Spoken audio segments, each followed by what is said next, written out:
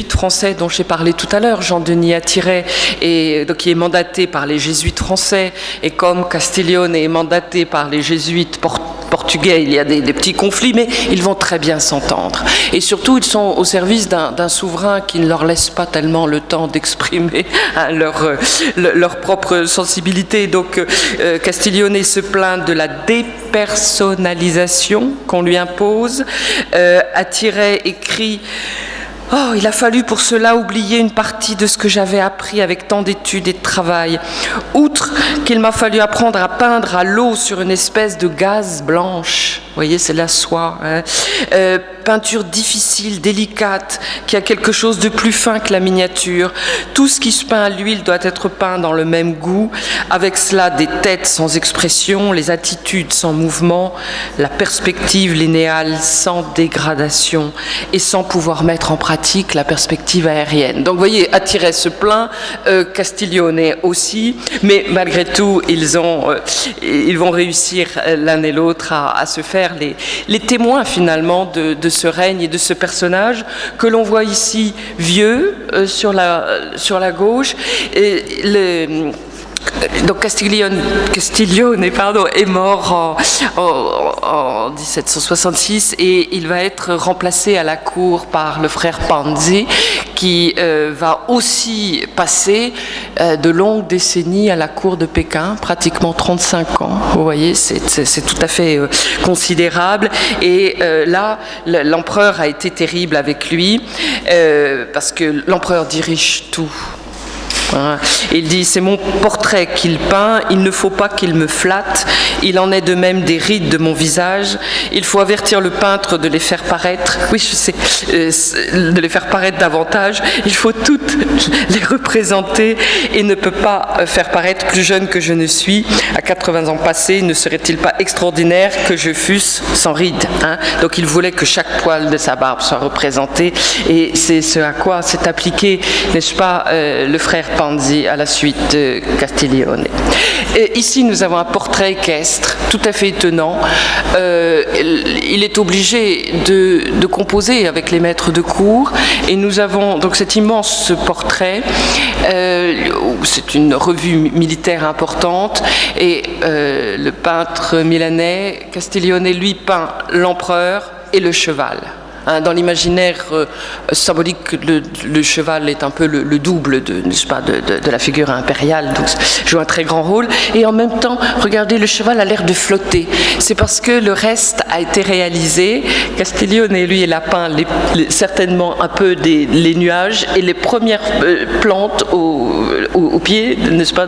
Et puis, les peintres de cour ont fait le reste. Donc, ce qui explique cette espèce de flottement entre les deux qui est assez intéressant.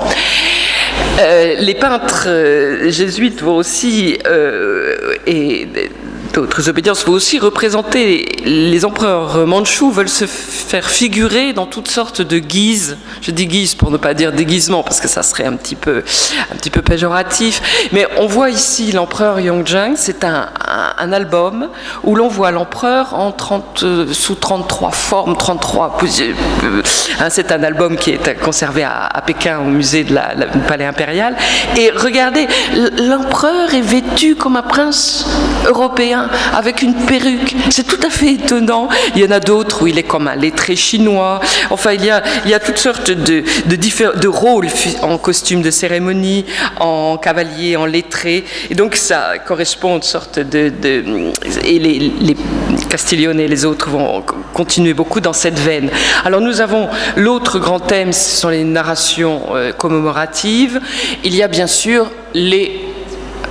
le tribut. Et nous avons ici encore une fois un magnifique rouleau qui se trouve au musée des Arts asiatiques Guimet à Paris, qui est daté de 1757. Et vous avez des Kirghizes kazakhs. Vous vous souvenez tout à l'heure sur la carte, nous avons donc les 3 chevaux et le cheval blanc au milieu. Bon, il sort pas bien parce que la qualité de mon image est très défectueuse. Et ils sont présentés donc à l'empereur qui se trouve là comme un lettré chinois dans sa résidence d'été. C'est une résidence d'été où chaque année, les empereurs mandchous renouent avec les traditions de la steppe et avec les traditions de la chasse en particulier. Il y a au musée Guimet 4 rouleaux. Au total, ça fait 60 mètres de peinture, ils ne sont pas très très larges, qui décrivent avec précision toute la chasse. Nous avons ici à gauche l'empereur, donc peint par Castiglione, qui assiste à la lutte mongole, et puis l'autre partie qui s'appelle le dernier rouleau, qui s'appelle l'encerclement, quand l'empereur tue le cerf, n'est-ce pas? C'est un moment tout à fait extraordinaire pour les souverains mandchous. Et là, c'est une conjonction, si vous voulez, entre les talents des peintres de cour de Chine pour tout ce qui est du paysage et du talent de Castiglione pour le cheval et la figure de l'empereur. C'est la même chose pour je prends encore 3 minutes. Hein? C'est la même chose pour les grands rituels. Nous avons ici l'impératrice qui surveille les rites de la sériciculture. Et donc l'impératrice est au fond, là-bas, elle surveille l'éducation, n'est-ce pas, des vers à soie.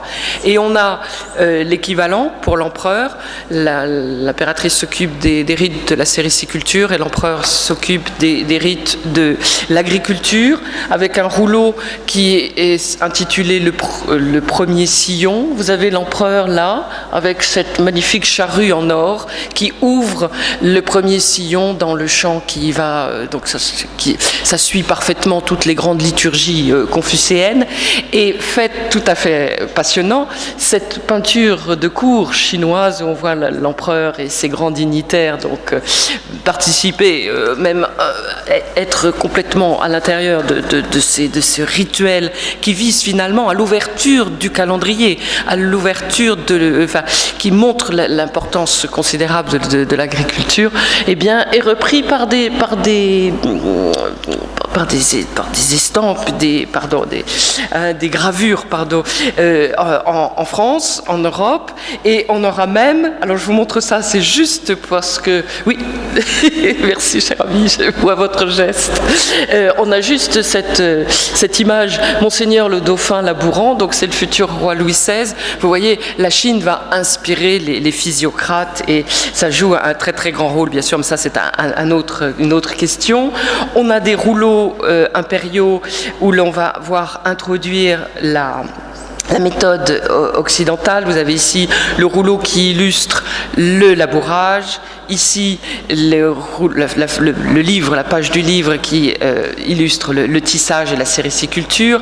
Là, c'était pour le texte important donc, de la science de la vision, qui dit que finalement, et je termine, il dit une chose, ce texte, et je vous montre ici un grand paysage chinois. C'est un peu l'équivalent de la Mona Lisa pour le musée du Louvre. C'est l'annonce du printemps du musée de Taipei, le fleuron de la collection impériale. Et de l'autre côté, Giuseppe Castiglione qui s'essaie au paysage chinois. Et là, il y a un univers entre eux, parce que finalement, ce que dit le livre de la science de la vision, et c'est là-dessus que je conclurai, il dit: la méthode occidentale est absolument incomparable pour les bâtiments, pour les objets, pour les choses, que l'on peut et que l'on doit définir de façon rationnelle et géométrique. En revanche, pour ce qui est du domaine de la peinture, qui est, la peinture de paysage, c'est le cœur même de l'esthétique en Chine, et bien à ce moment-là, restons chinois. Voilà, merci beaucoup de votre attention. J'ai pris 2 minutes.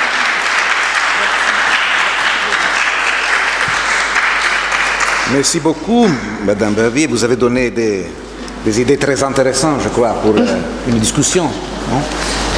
Chilin, d'altra parte, è un personaggio chiave, direi, no? Oui, c'est ça. E persino in Cina è molto famoso.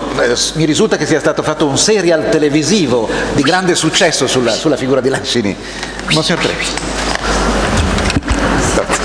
E con noi, oltre al prefetto dell'Ambrosiana, Monsignor Buzzi, anche il viceprefetto dell'Ambrosiana, Monsignor Pierfrancesco Fumagalli, che è anche il vicepresidente dell'Accademia Ambrosiana, che ha 8 classi di studi, e dirige la classe di studi sull'Estremo Oriente. Io ho l'impressione che dopo l'intervento di Madame Christine, professeur Le Contler, non possa non avere qualche suggestione, quindi lo inviterei per una breve considerazione, per un breve saluto alla nostra presidenza.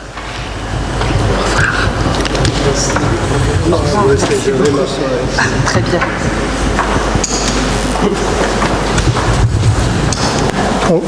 Merci beaucoup. Ma réflexion principale après avoir écouté votre si intéressante exposition, de laquelle je vous remercie vivement, et je pense le public aussi du même, c'est que ce dialogue entre les conceptions esthétiques de l'Occident, si on veut dire, de la Renaissance et de la période suivante, et les canons esthétiques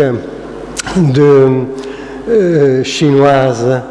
Vous avez au début, vous avez fait remarquer comme il y a une sorte de rencontre, mais en même temps, on reste toujours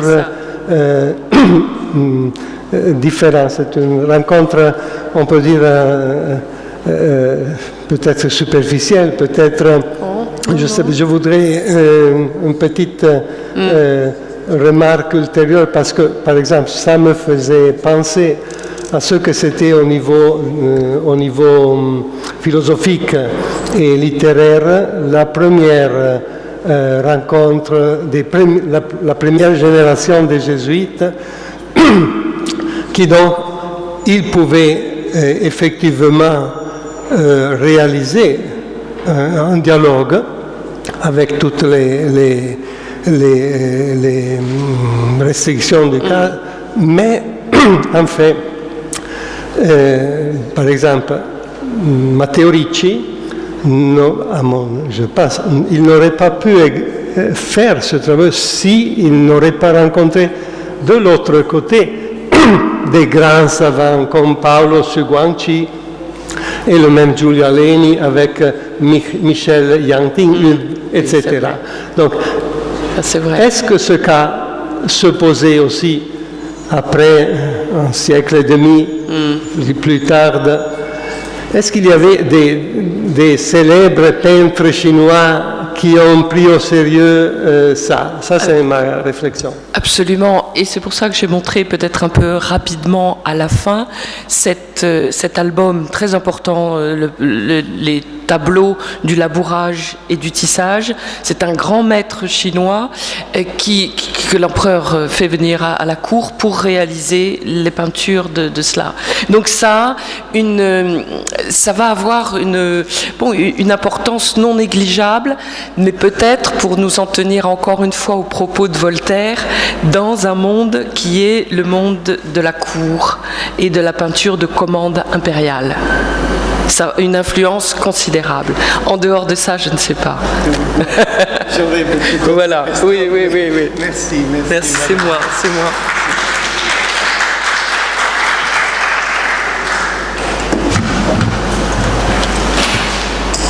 Grazie ancora per l'intervento. Allora, ho piacere di presentare il secondo relatore di questa mattina, collega e amico dell'Università di Varsavia, docente di storia dell'arte moderna e dal 2012 vice direttore dell'Istituto di storia dell'arte, Mariusz Smolinski. Abbiamo condiviso e condividiamo l'interesse e le ricerche per gli artisti provenienti dalla regione dei laghi lombardo-ticinesi, che ci portano a viaggiare in tutta Europa, e così anche Mariusz si occupa anche egli di queste ricerche. È stato autore di numerose ricerche, saggi in materia e di partecipazioni a convegni internazionali.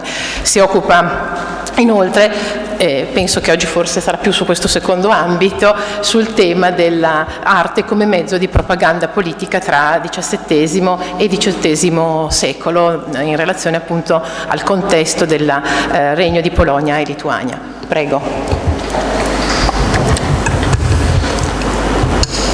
Bene. Grazie. Prima di iniziare vorrei ringraziare gli organizzatori di aver accettato la mia proposta per questo convegno, che spero, anche se geograficamente lontana, può essere anche interessante per voi. La questione che vorrei considerare in questa sede, limitandomi, dato il tempo previsto per ciascuna relazione, a una segnalazione di solo alcuni dei problemi, riguarda la creazione e le finalità di un mito politico nel Settecento sull'esempio della memoria di Giovanni III Sobieski, re di Polonia negli anni 1674-96, particolarmente come inteso da parte dei suoi successori sul trono di Polonia. In conseguenza di una profonda decadenza dello Stato, il Settecento ha significato per la Repubblica delle Due Nazioni la perdita dell'indipendenza e la totale subordinazione alla dominazione russa, che ha condotto alla sua spartizione tra Russia, Prussia e Austria, iniziata nel 1772 e conclusa con la soppressione dello Stato nel 95. Nel secolo del declino ebbe però inizio la formazione della nazione moderna e della sua storiografia, portando, tra l'altro, a una evoluzione dell'atteggiamento verso i suoi personaggi storici. Il Sobieski, considerato sempre prima di tutto il difensore della fede e il salvatore dell'Europa, godeva di una posizione particolare nella memoria storica del Settecento. E il suo mito è diventato uno dei fondamenti dell'analisi della storia della Polonia sei- e settecentesca. L'interesse per l'eredità di Giovanni III da parte del suo successore, Augusto II Wettin, ebbe origine da ragioni pratiche. Il sovrano della casa sassone, il quale non disponeva a Varsavia di nessuna residenza, tranne un appartamento ufficiale nel cosiddetto Castello Reale, edificio di proprietà dello Stato, comprendente anche la sede del Parlamento, degli uffici amministrativi e dei tribunali, fu costretto a procurarsi una residenza privata che rispondesse alle sue esigenze di rappresentanza. Nel corso del suo regno si adoperò a subentrare nel possesso di tutte le residenze già appartenute a Giovanni III e sua moglie Maria Casimira in città e dintorni. Questa scelta aveva un chiaro contenuto simbolico. Il monarca si presentava così come erede legittimo della corona. Desiderava particolarmente acquistare la principale residenza di Giovanni III, il palazzo a Wilanów, nei pressi di Varsavia, già dal 1720, non in possesso dei Sobieski perché venduto dal figlio del re, che provò a comprare con ogni mezzo. Dopo anni di tentativi, solo nel 1730, 3 anni prima della morte, il palazzo gli venne concesso in affitto vitalizio, però senza il permesso di effettuare cambiamenti negli appartamenti reali. Gli eventi politici successivi alla morte di Augusto II nel 1733 hanno portato a ravvivarsi della memoria di Giovanni III nella corrente propaganda. Il Sobieski, morto il 17 giugno 1696, a causa della tempestosa situazione politica, non fu sepolto secondo il cerimoniale statale nella cattedrale di Cracovia. Il suo corpo fu tumulato provvisoriamente alla fine del 1697 nella chiesa dei Cappuccini a Varsavia, scelta perché era una fondazione del re, che mostro solo per dare un'idea della, modestia di questa chiesa. Successivamente, nello stesso posto fu sepolto anche suo nipote Giovanni e nel 1717 la regina Maria Casimira, creando così un luogo di sepoltura della famiglia. Nel 1733 le salme furono sfrattate nel corso del conflitto politico tra i sostenitori del figlio di Augusto II e il futuro re Augusto III e i fautori di Stanislao Leszczyński, già all'inizio del secolo per la prima volta eletto re dall'opposizione contro Augusto II ed ora di nuovo candidato al trono appoggiato alla corte francese. Verosimilmente, per la decisione del Leszczyński, i corpi di Giovanni III e Maria Casimira vennero di nuovo esposti dal 15 maggio in questa chiesa dei Cappuccini per creare un certo contrapposto alla esposizione del corpo di Augusto II nel Castello Reale. Dopo 3 mesi, i corpi dei Sobieski, insieme al corpo di Augusto II, furono portati a Cracovia proprio nel momento in cui si poteva pensare al trionfo del Leszczyński dopo la decisione della Dieta, la quale escluse i candidati stranieri al trono. In effetti, poco dopo, egli fu eletto re per una singolare coincidenza proprio nel giorno del 50° anniversario della battaglia di Vienna, che apparve essere un segno profetico. Infine però Augusto III Wettin, sostenuto dalla Russia, fu incoronato a Cracovia all'inizio del 1734 e fu lui ad organizzare 2 giorni prima il funerale del suo padre, perché secondo la tradizione appena prima della incoronazione del nuovo monarca veniva sepolto il suo predecessore, e nella stessa cerimonia il funerale di Giovanni III e Maria Casimira. Così la memoria del re, e questa volta anche il suo corpo, veniva usata come argomento a sostegno della legittimità della successione. L'atteggiamento verso Giovanni III cambiò decisamente nei tempi dell'ultimo re polacco, Stanisław Augusto Poniatowski, eletto nel 1764, il quale contribuì alla creazione e al radicamento della leggenda del Sobieski grazie a diverse iniziative politiche e culturali. Ovviamente l'apprezzamento decisamente benevolo verso Giovanni III si fondò anche sulla letteratura storica della prima metà del Settecento, la quale, non di rado in modo economiastico, sottolineava le sue qualità private e pubbliche. Per darne un esempio più significativo si può segnalare il poema storico in prosa intitolato Janina, è il nome dello stemma dei Sobieski, di Jakub Kazimierz Rubinkowski, già cortigiano di